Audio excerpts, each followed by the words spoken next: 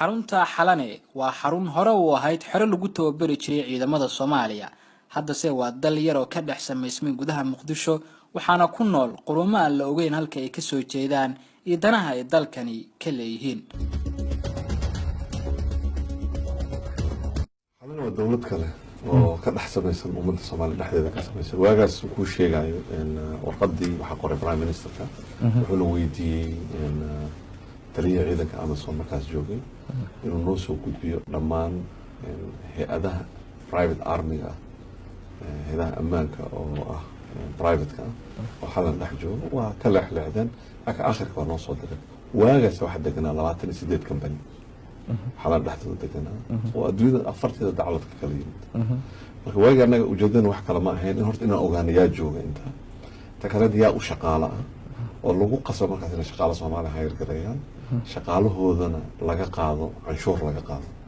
waxa albaabada laga galo xaruntan ilaaliya ciidamada Amazon balse gudaha waxa ka dhex shaqeeya in ka badan 29 shirkadood oo dhanka ammaanka qaabilsan shirkad walbana waxa uu shaqeeya ciidamo calooshooda shaqaystayaal ah oo caalamka ka soo xamaal tagay intooda badanna waa ciidamo ka soo dagaalamay Iraq iyo Afghanistan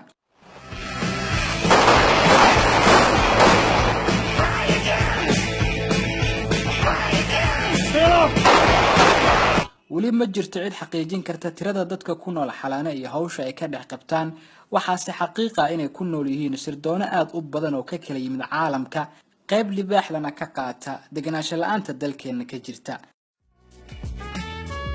konteynaro la isdul saaray waa dhismaha ugu badan ee xaruntani ka dhisan waxayna hooy u tahay ajaanib badan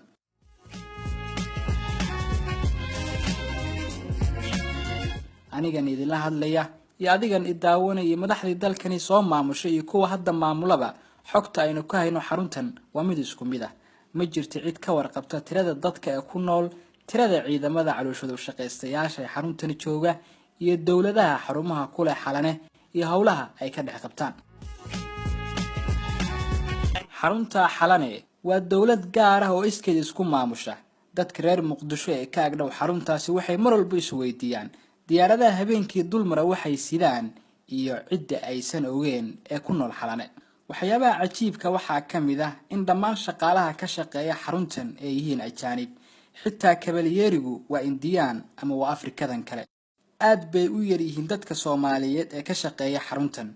mid kamid ah saraakiisha ammaanka oo lagu magacaabo Saciid Axmed oo aan qadka fiberka kula sheekaystay intii aan ku guda jiray baaritaankani kooban wuxuu ii sheegay hadal maskaxdeeda ka go'i waayo oo ahaa duul inoo soo qaraabtagay baa ku nool wuxuu sarkaalkan intaa iigu daray in sanadkii 2016 uu maalin tagay garoonka Adarcadda oo xaruntani ku dhex taalo waxyaabaha la yaab kale oo kala kulmanay ahayd in isagoo sarkaal dhanka ammaanka ah waqti badan isugay qaabkii xaruntaasi u gali lahaa iyadoo ay ku qaadatay maalmo wuxuu ii sheegay inuu aad uga xanaaqay qaabka loo faquuqay isagoo dhex jooga dalkiisa waxyaabaha uu dhiisho ku soo arkay waxa kamid ahayd goobo tomasho iyo qamri cabid ah oo ay habeenkii ajaanibtu ku kulanto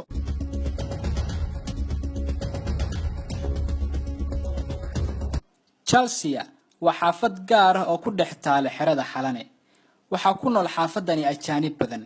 iska daa inuu qof shacab galay madaxda dalkeena ugu sareysa awood uma laha inay galaan xaafadani Chelsea Village. Welcome to Chelsea Village. Welcome to Chelsea Village. Welcome to Chelsea Village, Mogadishu, Somalia. dawladdu hogaamiye Farmaajo ayaa dhowr mar sheegtay inay tirikoob ku sameyn doonto shaqaalaha xaruntani ka shaqeeya welise lagama howlgelin intaasi waxaa sii dheer shirkadaha ka dhex shaqeeya xaafadda Chelsea iyo xalane waa kuwa aanan wax canshuur bixin muwaadin Soomaaliyeed oo lagu magacaabo Axmed Village waa ganacsadaha Soomaaliyeed ee qura ee xaruntani maqaayad ku leh wuxuu aad uga cabanayaa ajaanibta xalana ku sugan oo uga heelinaya maqaayado ay leeyihiin South African iyo Talyaani wuxuu halkani baaq uga dirayaa dawladda Soomaaliyeed wadanka business aan meelka adduunka kale ka samaysan waayay Ingiriiska ku lahaa haddana markii aan UNT dhexdeeda aan imid oo aan rabay inaan tuso culture-kii cuntadayadii iyo maartay isha bulsho ahaan Soomaali ahaan ay maqaayado ajnabi ah oo South African Talyaani ah ay competition isku dayay inay businesskayga xiraan isku dayay awood inay isticmaalaan siyaasadeed oo la yiraahdo amni xumo ah musiibooyinkii wixii hore igu dhacayna aysan cidina wax iga geysan oo gacanna aysan iga siin layguna taageerin maantana waxaan u baahanahay haddii dowlada jirto Soomaaliyeed in arrimahaas wax lagala qabto. waxaa sidoo kale xaruntan ka howlgala shirkado iibiya xubnaha jirka bini'aadamka iyo suuqgeynta carruurta aadka u yar waxayna adeegsadaan badanaa dad Soomaaliyeed oo u soo qafaala carruurta yar.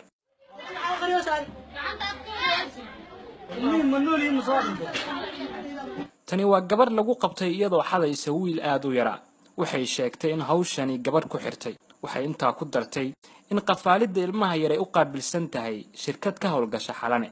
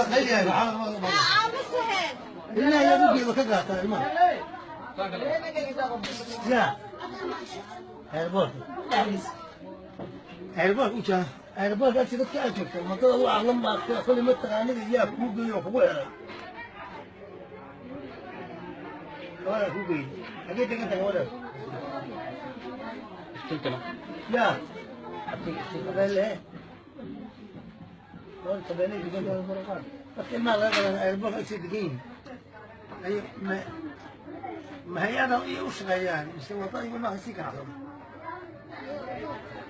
يا طيب يا أخي أي كوس على سلام ما قشان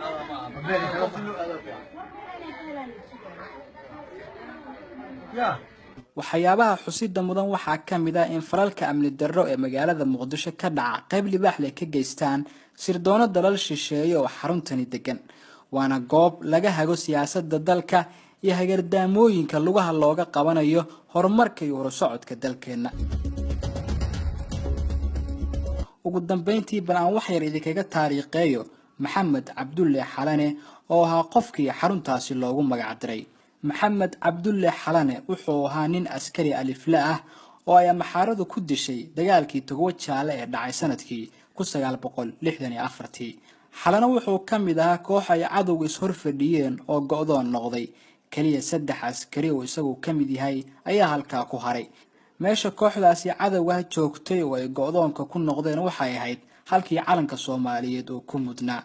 haddaba markii la baabi'iyay oo ay ogaadeen inaysan meesha hayn karin ilaa ay colkoodii weyna ku durkaan ayuu Xalane wuxuu diiday calankii inuu meesha kaga tago. markaasi ayuu qaatay calankii oo xarigiisii soo degsaday si uu la tago uusan gacan cadow ugu dhicin calankaasi sharafta leh. nigar baan hore u galay niyadaydu waa meel haddii aanan soo noqon calankayga nuuro allahayo. Maxamed Cabdulle Xalane waxaa arkay cadowgii waxayna ku dhufteen qoriga loo yaqaano beebaha kadib wuxuu soo gurgurtaba naftii waxay kaga baxday kadib markii calankii ku soo riday gudkii labaad. ya salaam geesi Soomaaliyeed. dhulkii loo soo maray dhibaatadaasi waa nasiib darro in maanta gacan shisheeye ku jiro oo xitaa carabtii maanta fargelin inagu hayso. Xalane wuxuu ahaa 21 jir markii uu dalkani u shahiiday bal ka warrama 21 jirka Soomaaliga ee waqtigani nool waxay dhalinteena ku mashquuleen badankood drugs iyo kooxibal baabadisay waxaynu ilownay waajibkii dalkan in naga saarnaa. gunaanadkii waxaan idinka codsanayaa inaad qaybisaan barnaamijkan waliba si gaar ah waxaan rabaa inay fariinteeda u gaarto dhalinta Soomaaliyeed sababtoo ah waa iyaga kuwa dalkani difaac ka sugayo oo waa iyaga kuwa laga sugayo in dalkani ka xoreeyaan cadowgani ku soo duulay.